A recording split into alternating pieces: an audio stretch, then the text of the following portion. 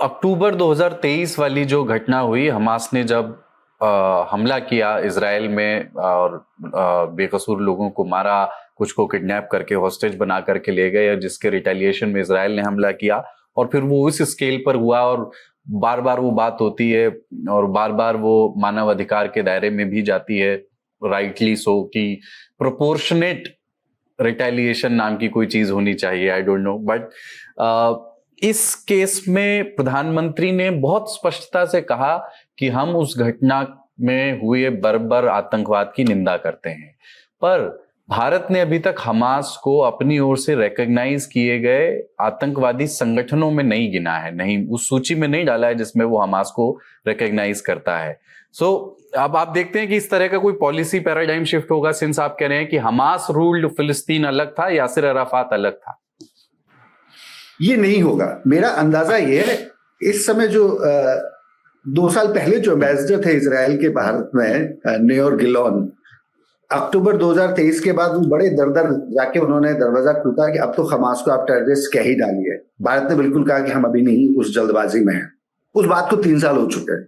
Israel के पूरी security establishment का भारत में पूरा जोर लग चुका है इस बात को करवाने में, भारत नहीं कर रहा। और मुझे लगता है कि नरेंद्र मोदी सरकार को ये करने की कोई जल्दबाजी भी नहीं है, क्योंकि फिलिस्तीन के सारे मुद्दे को आतंकवाद में जोड़ देना ये भी अपना में एक बड़ी पेचीदा बात है।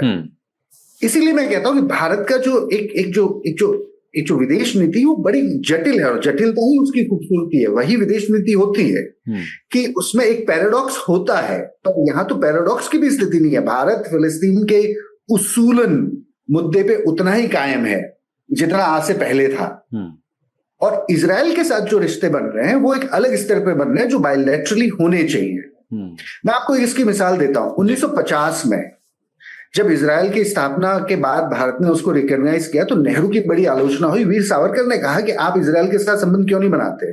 जो हिंदूवादी विचारक उस समय थे उन्होंने भी कहा कि यहूदियों के साथ तो हमारी दोस्ती सबसे पहले होनी चाहिए। पर हिंदूवादियों के अलावा सबसे ज्यादा जो इजराइल के रिश्ते के हिमायती थे वो राम मनोहर लोहिया थे, जयप्रकाश नारायण थे, आचार्य कृपलानी थे, कर्पूरी ठाकुर थे, जो डेमोक्रेटिक सोशलिस्ट थे, प्रजा सोशलिस्ट पार्टी के लोग बड़ी हिमाकत करते थे कि साहब आप इजराइल का बहिष्कार मत करिए, अरबों की लड़ाई और इजराइल की लड़ाई हम नहीं सुलझा सकते, हमें अरबों के साथ भी रिश्ते रखने होंगे और हम इजराइल के साथ भी रिश्ते रखने होंगे। तो ये बात उस समय भी हो सकती थी, पर ये हुई नहीं। उसकी असल वजह नेहरू या गांधी का एंटी ज़ायनिस्ट आउटलुक कतई नहीं था। उनकी कुछ स्टेटमेंट्स को हिस्टोरियन बहुत सेलेक्टिवली इस्तेमाल करते हैं, पर उसकी वजह भारत का अरबों के ऊपर तेल का दबाव था, और दूसरा था कश्मीर का मुद्दा। आप यूं मानिए कि इजराइल के जो पहले प्रधानमंत्री थे डेविड बेन-गुरियन, वो 1974 तक जिंदा रहे। वो जिस घर में अपने आखिरी 15 साल बिताते हैं, उस घर के अपने सोने वाले कमरे में एक ही शख्स की फोटो लगा के रखते हैं, वो है महात्मा गांधी की। तो अक्सर लोग कहते हैं कि ऐसा आप गांधी बड़े एंटी ज़ायनिस्ट थे, तो मैंने कहा कि इजराइल के प्रधानमंत्री जो कभी गांधी से मिले नहीं, उनको गांधी की तस्वीर तो अपने सोने वाले कमरे में लगा के सोने की जरूरत नहीं थी। कई लोग उस इतिहास को जानते ही नहीं है।